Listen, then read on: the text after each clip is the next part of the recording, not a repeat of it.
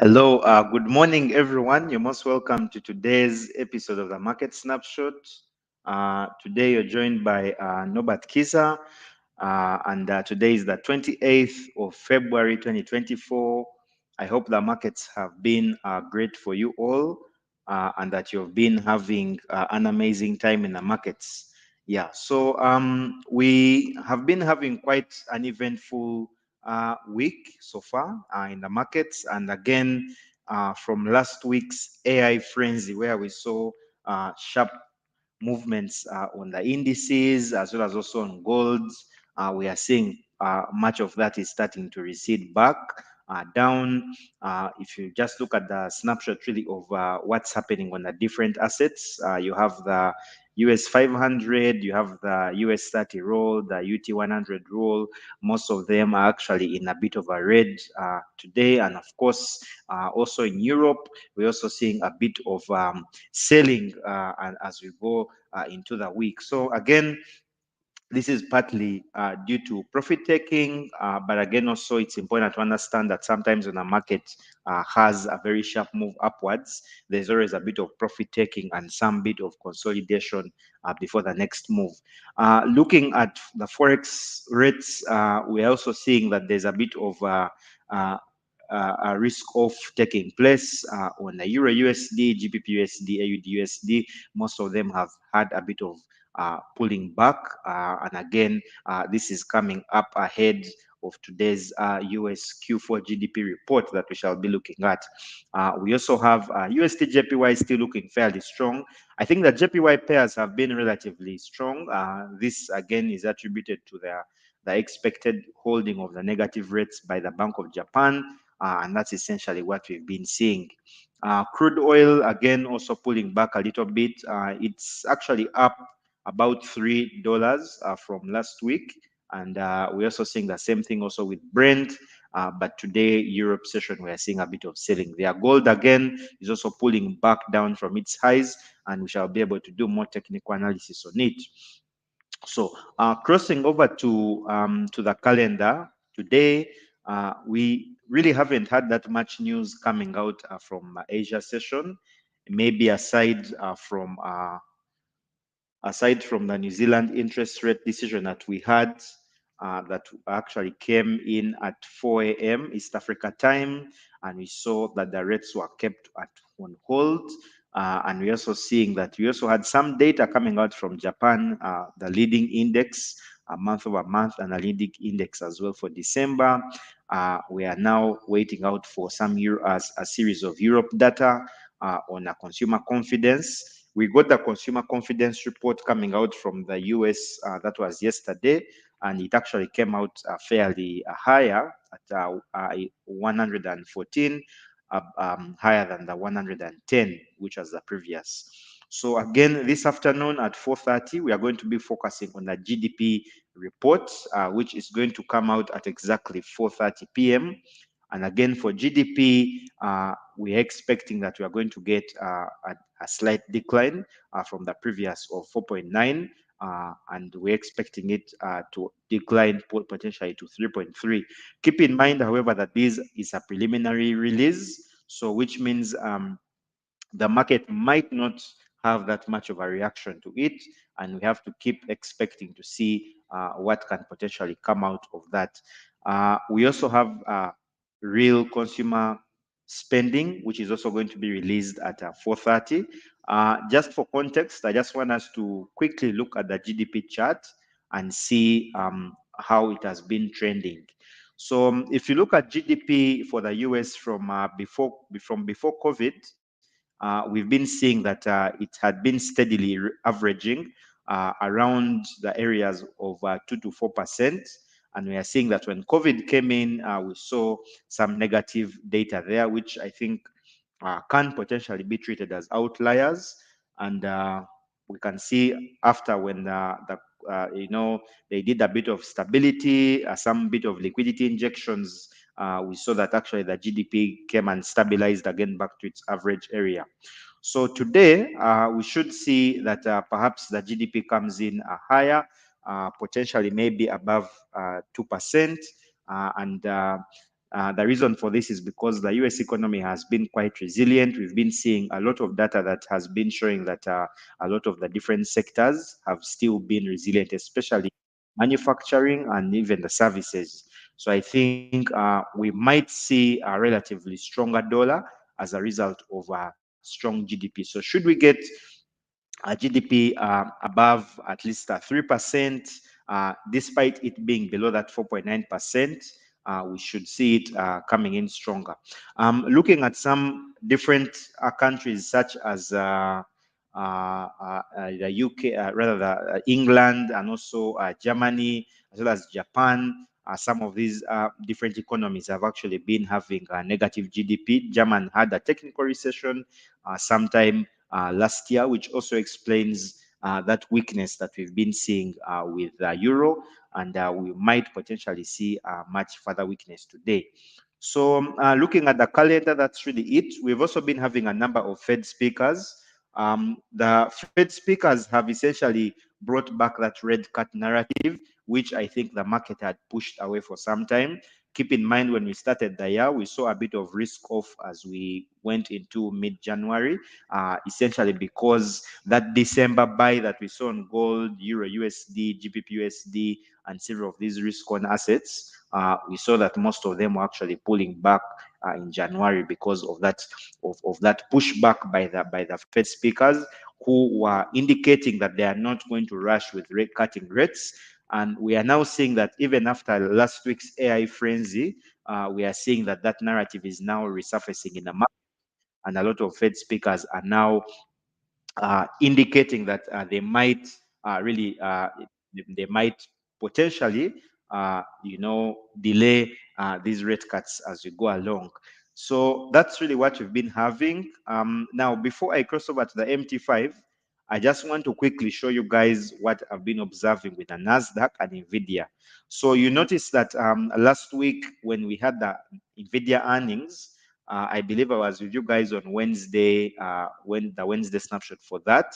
We're expecting the earnings to react we're expecting there to be a reaction on the Nasdaq. And you notice that there's right now a positive correlation between UT 100 as well as the Nasdaq. Okay, and even then, if you go on your trading view and you add the two assets together, you'll definitely notice that there's a bit of a link.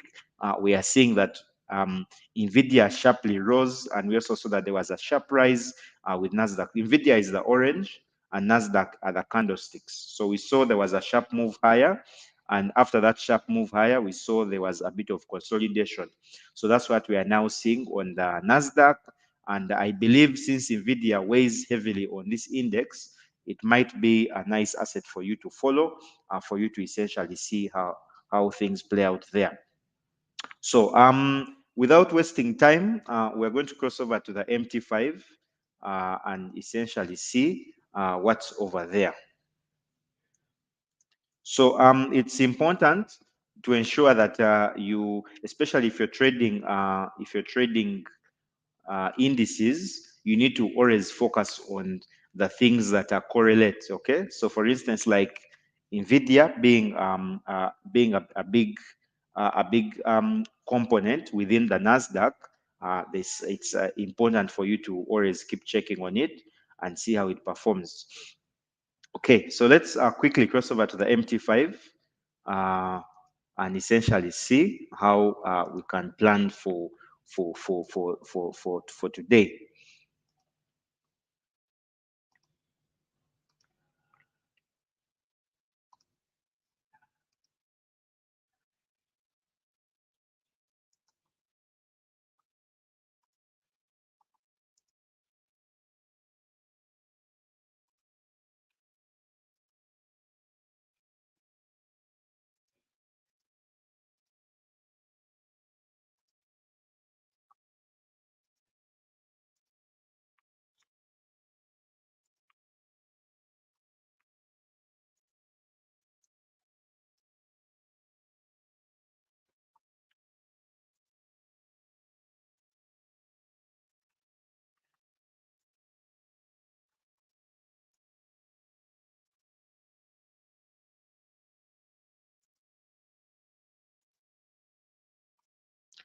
Okay, so let's look at the MT5 here.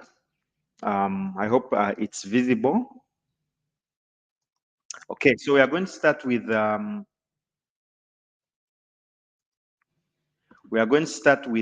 US 30 roll.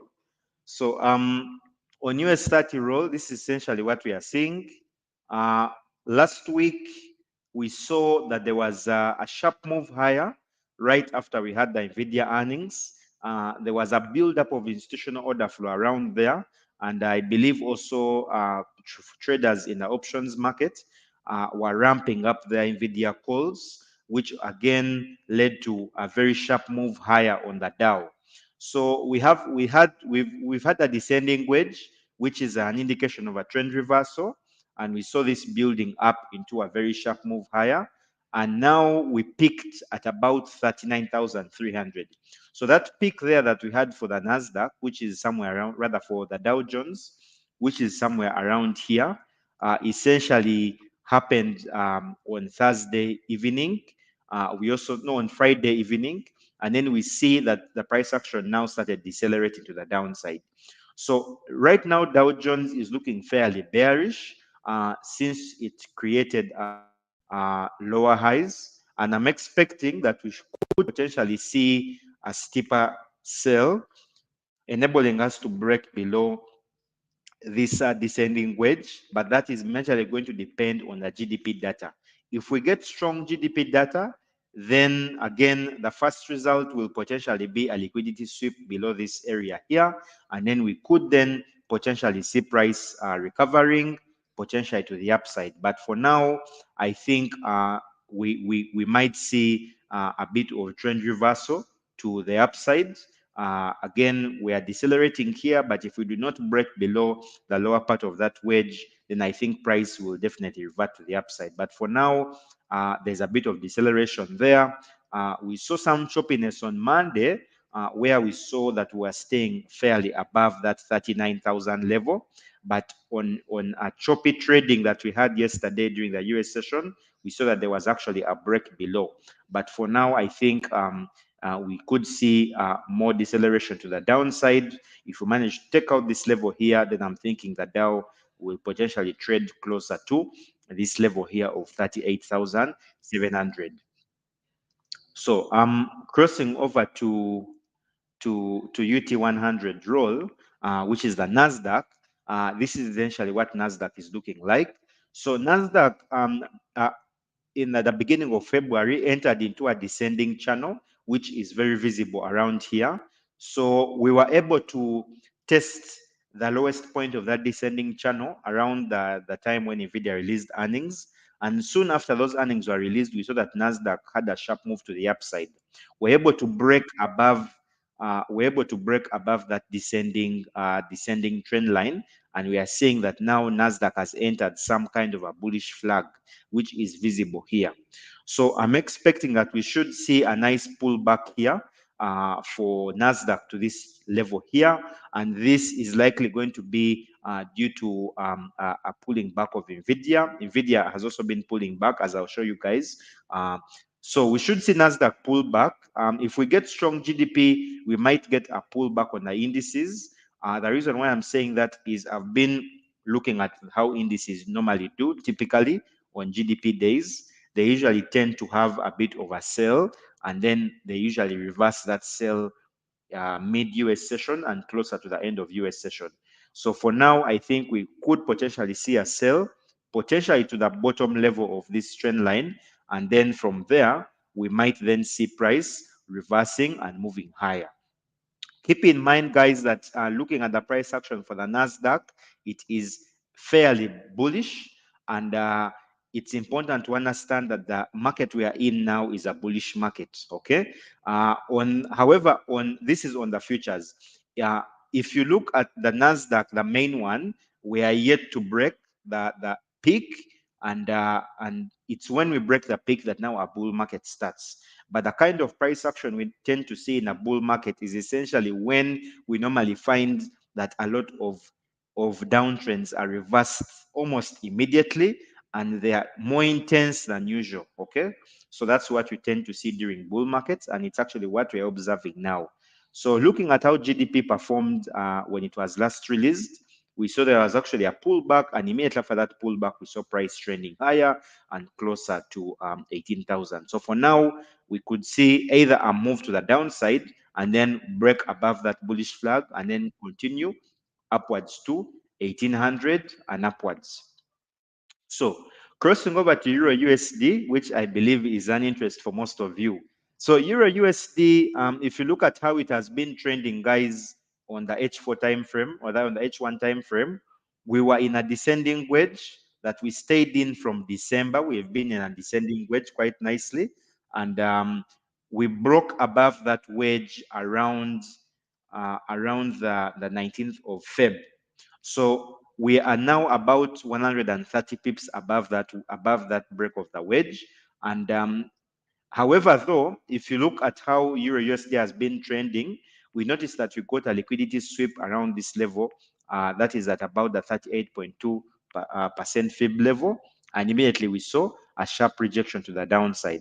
So today, again, the key level to watch for Euro USD is going to be how it reacts along this 50% fib level. It's likely that if we get very strong GDP data today, we might see it taking out this level here and potentially again break into the downside. So if we get that break to the downside, then we can expect that there's going to be a move lower, potential to bounce off this level that we tested on the 20th of February. Keep in mind that Euro USD tends to react a lot uh, to to GDP. So if you're trading today, I think it's going to be one of the major things you might want to focus on, because GDP, if we get strong GDP, then it means that we are going to get a strong move here on Euro USD to the downside. Yeah, so it's been trending quite nicely here, but you can see that now we've broken above that rising channel, and now we seem to be intensifying to the downside here. If we get weak GDP, then we might have a break. We might fail to break this rising line, which I've drawn there, and we could get a bounce off this level where we have price moving down here.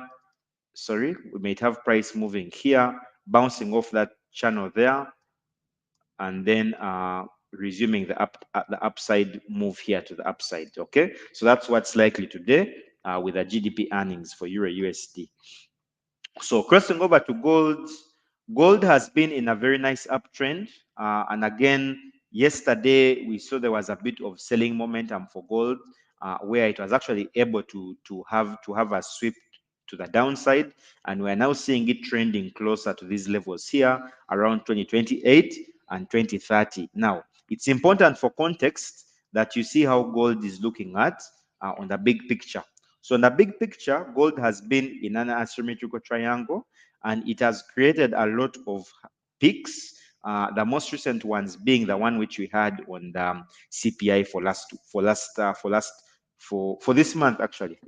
For some reason, I thought we were already in March, but we're still in Feb. Yeah, so we had a peak before CPI, and you can see soon after we had that peak, rather NFP, soon after we had this peak, gold sold to the downside, and then it created further peaks. And then again, we had the CPI, which took it even lower. So right now, gold is above the CPI high, which was around here.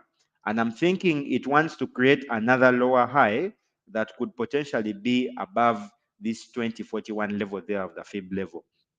Now, we noticed that on Friday, rather on Thursday, gold was able to test this level around here, which was around 2040, but it failed to break it. It made another attempt, that was yesterday, but again, it also failed to break it. And now it has created uh, it has created two lower highs, which is this one and then also this one. So if we get strong GDP today, I think that is going to be the major catalyst for gold that would take it at least as low as that 38.2% fib level, closer to these levels that we saw around the 19th of February. So if we fail to have a strong impulsive move to the downside, then I think gold is going to reattempt to take out that high that we saw on Thursday, and we could potentially see gold reaching as high as 2044 before next week's NFP. So keep in mind that if gold manages to take out this descending trend line, which it has been respecting since sometime last year, then it could mean that gold might be trying to attempt to get into a new upside momentum move. Okay. So generally, we are seeing a lot of bullish momentum for gold this year. We're also seeing that it has actually been having a lot of this momentum even from last year, and it is now getting used to trading within the region of 2000 to 2100. Okay, there are only a few times where gold was able to break below 2000, which was around 13th of December. That was the FOMC day, which is somewhere this side here. I think it's quite visible. And then also CPI. But ever since gold has been breaking below there, it has immediately been trend to the upside. So we should see some potentially strong momentum for gold, and we could see it potentially trading higher as we go along. So it's important to note the levels. This level here, which I've marked, the 36.2% fib level, is around 2027. We break below that. The next attempt then will be to see if we take out this liquidity here, and again, after taking it out, bounce back high, and then now continue trending lower. So GBP/USD, very, very strong risk of taking place on it. I think you can see the kind of candles that it is printing. It seems to have given up to the upside, and now it is switching to the downside. That risk on rally for GBP/USD is also declining as we go along. So you can see we've been in a rising channel for GBP/USD from the mid of Feb, and we have now managed to break below that channel. We broke below it today morning. That was at around 6 a.m. And right now we are testing this level here, which is around, which we last saw around the 22nd of Feb. So I'm thinking for GDP this today, this is going to be the major focus for GDP today. If we get weak GDP, then I'm thinking GBP/USD most likely is going to weaken to the downside, and we could potentially see it testing this level here. Again, it does not mean that it will not have a reversal to the upside. It will do that likely if the GDP disappoints to the downside. We could see GBP/USD retesting this channel. Okay, it might retest inside the channel or bounce off it and then resume the downtrend. But is the major catalyst for any moves here is going to be at today's GDP, which is coming out at 4:30. So crossing over to NVIDIA, this is how NVIDIA is looking like. The reason why I want to show you guys NVIDIA is because I know a lot of you essentially look at NVIDIA when you're trading the Nasdaq. So NVIDIA's earnings, which it got on Thursday, were able to push it as high as 825, a level that it bounced off, and it actually left a sweep there. And we are seeing that after that sweep, we saw price actually retrace into the downside, and it was able to reach around 787, $787 a share.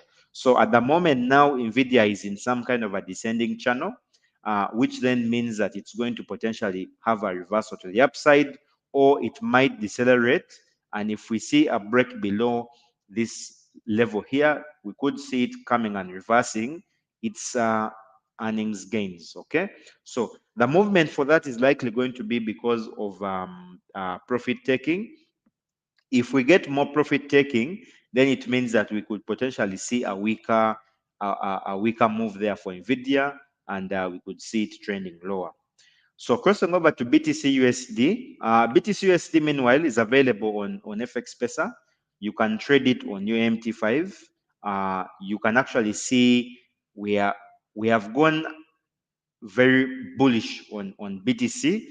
It's now it wants to clinch its all-time high, which is around the level of 68,000. So when you go on the weekly, you can then see much more clearly what BTC is doing. Okay, it has created some kind of a V formation or a V pattern, and it wants to take out this high, which it last tested on in 2021. So a bull market starts when we take out the previous high. Okay, keep that in mind, guys. a bull market starts when you take out the previous high. So the previous high before a bull market begins is this level of 67,948. Okay, that's the level for us to take out. Now, at the moment, we are seeing that it's trading around 58,000, and it does not mean that you cannot trade it on FX Pesa. All you need to do is just aim for a retracement. Okay, so it usually has retracements where price pulls back. So when price pulls back, then is when you should be looking to enter. Okay, potentially anywhere above the 200-day moving average, which in my case is the red line, is a good level for you to get in for buys. Okay, if you're trading BTC USD on the MT5, you're most likely going to benefit more than if you're trading it on Binance or any of these other platforms. And the reason for that is you need less capital for the CFDs than you would actually require for cash crypto. Okay, so make sure that you don't miss out on that opportunity, guys. So let's cross over to GPP JPY, which I know is an interest to a lot of you. So GPP JPY has been on a rising trend very nicely, where we had a break of that descending wedge somewhere around here. We saw that when we're able to break it, we saw price moving to the upside. And at the moment, we are saying that actually it's looking fairly bullish. Okay. Keep in mind that when you're approaching GBP JPY, you should ideally be focusing on retracements. Okay. So you can see that we tested 191, and now we are seeing today there's actually a pullback taking place on GBP JPY. But if we see a test below the 200-day moving average, which I always have on my chart, I think you guys should have the same, is when now you should be looking for entry points. Okay, closer to the 200-day moving average, but majorly below the 50-day is usually a good opportunity for you to get in and buy. Yeah. So today, how we are looking at GPP JPY, we might want for it to make a retracement potentially at least above this, along this rising line here, or along these rising candles around here, and then we could potentially look for buys along those levels. Okay, it's aiming for 195. It was at 195 around 2015. Okay, so we should potentially see a much higher move there for GBP JPY. If we manage to break above this descending trend line, guys, this thing is not going to stop. It's most likely going to go as high as 192, 193. That is what I'm expecting for GBP JPY as we go along. Now, crossing over to VIX. VIX is very important for traders, and the reason for it is because you have to keep yours. You always should have VIX on your chart. The reason for having VIX on your chart is so that you can be able to gauge how the fear is doing in the market. So right now we don't have that much fear in the market. We are seeing, of course, VIX has been ranging around these levels of 12.165. It had a sharp move to the upside of about 16, and at the moment we are seeing some kind of a rise, a steady rise, but not that much of a bullish rise. So should we see a sharp move to the upside for the VIX, then it means that we shall see some weakness for gold, we shall see further weakness for the Nasdaq, and potentially further weakness for the Dow. So that is pretty much what we're having. And now it's time to look at your questions. If you have any questions, guys, now is the time to ask them, and I can be able to answer your questions. Yeah, so kindly ask your questions, guys, if you have any, and we can handle them. Okay.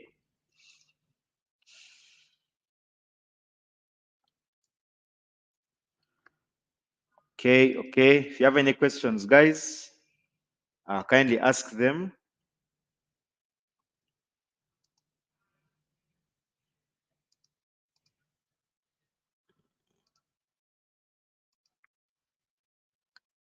Okay, so let's handle the questions.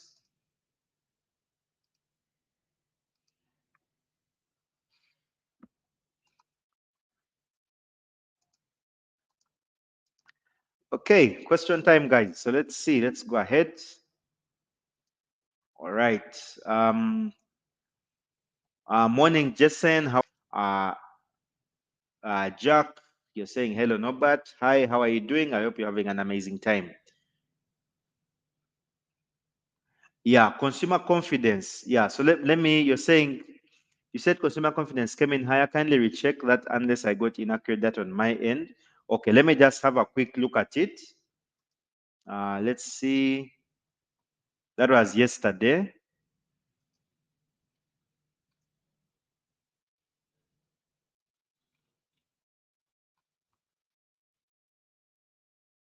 Oh yeah, it actually came in lower. Sorry, it actually came in lower.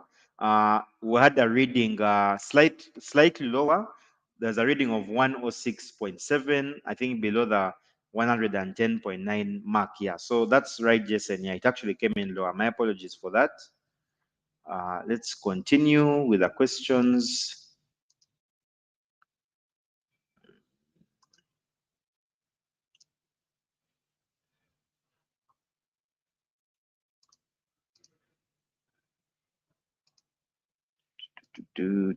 Just a moment, guys.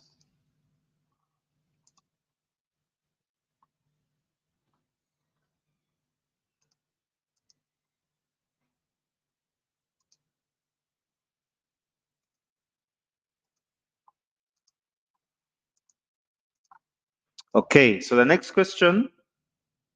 The next question is from Kent. You're saying, hello, thank you again for this analysis. A quick one. Yesterday during the USD news came out negative for the dollar, but it went bullish against other pairs. Why is it that the gold went short? Yeah. So again, guys, I just want to make it clear that not all the time news will impact the assets.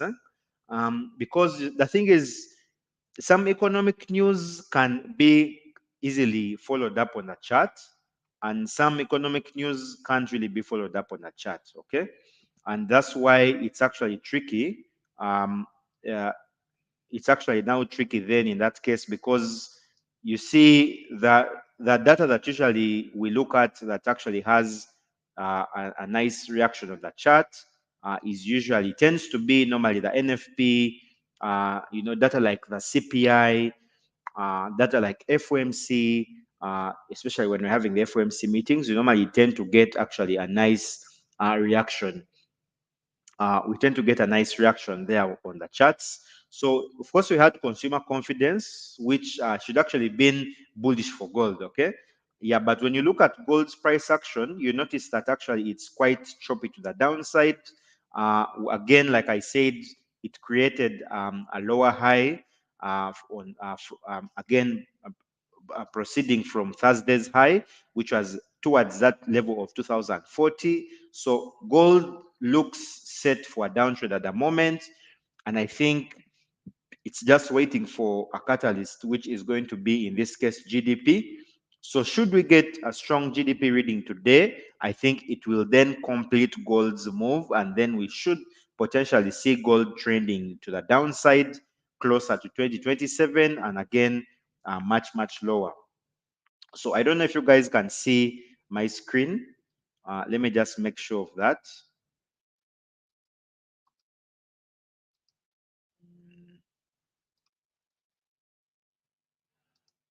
Let me just make sure you're seeing my screen. Okay, awesome.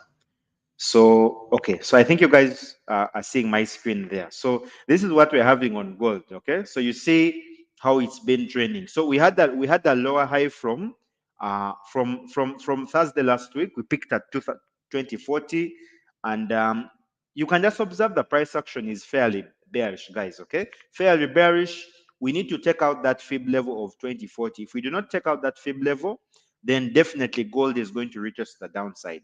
And yes, Apollo, I think I've seen you post about PCE. We definitely have PCE later in the week, which I think is going to act as a very, very important catalyst for any move on gold. But by far and large, we need to take out 2040. If we do not take out 2040, then I think it's going to be it's going to be a very tricky. It's going to be very tricky for gold to trend higher. We need to take out 2040, and then from there now we can now take out much, much higher levels. So yeah, so that's it for gold.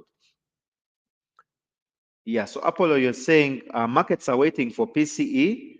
This will give directions on yields and calibrate market expectations for higher for longer pivots. Yes, I think it's very, very important because PCE is the Fed's inflation gauge. And I believe that with unexpected lower PCE number, then the Fed is expecting, it wants to get more clarity on this inflation story to see whether inflation really will be well anchored, because they need to anchor it at 2%, which is their longer term target. So in case they are seeing signs that there's going to be any sign of resurgence, then we should then see that higher for longer narrative coming in. But I think by far and large, Apollo, the higher for longer narrative, yes, it might still be there, but I think the rate cut narrative, I think, supersedes that higher for longer narrative by far. And again, knowing that the rate cuts should be there anytime this year, puts to rest that narrative for the higher for longer. Yeah. Birijeb, you're saying, hello, what could be the reason? What could be the reason we saw NZUSD plummeting earlier today, despite the rates being left unchanged? And does that mean all other economies? No, sorry, I think I missed that. Sorry, let me just read that again, Bridget. You're saying, hello, what could be the reason we saw NZUSD plummeting earlier today, despite the rates being left unchanged? Does that mean all other economies that leave their rates unchanged follow suit? Yeah, so just to answer that, Bridget, I believe any commentary that the Reserve Bank of New Zealand gave that indicated that they are going to look at keeping rates on hold should actually be bearish for the currency. Keep in mind that again, theoretically, what you see is that again, also in the markets, when the central bankers are having an outlook where they're looking at keeping rates on hold, it's usually tend to look it usually is looked at as bearish for the currency. Again, if they're also looking at potential rate cuts, or if they indicated, most likely they indicated in their commentary that they're looking at rate cuts. If that's the case, then again, it provides guidance that we could potentially see some weakness there for the NZ. Yeah, so which explains, I think, that pullback. But again, I think DXY recovered a bit during the Asia trade. So I think it could be the reason why we saw a slightly weaker NZ today. Okay, so David Thriller.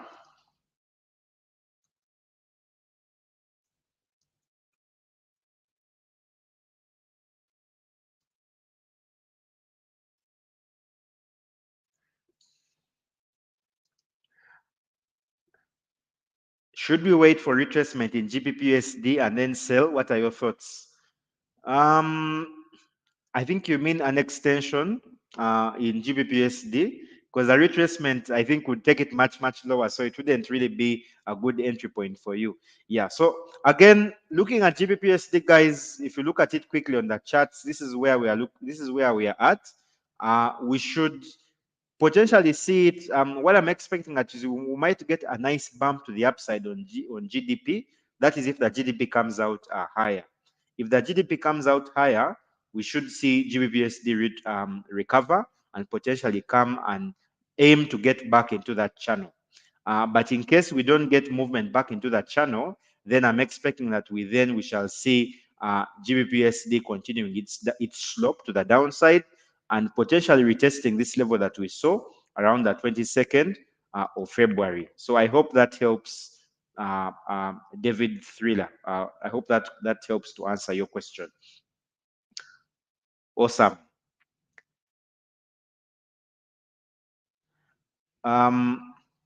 Yeah, so I don't think are there any other questions. Do we have any other questions?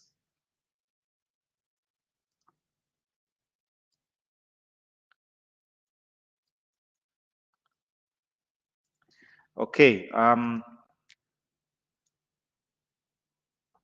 Ken Football TV, you're saying Asante Sana, kindly to divert a bit.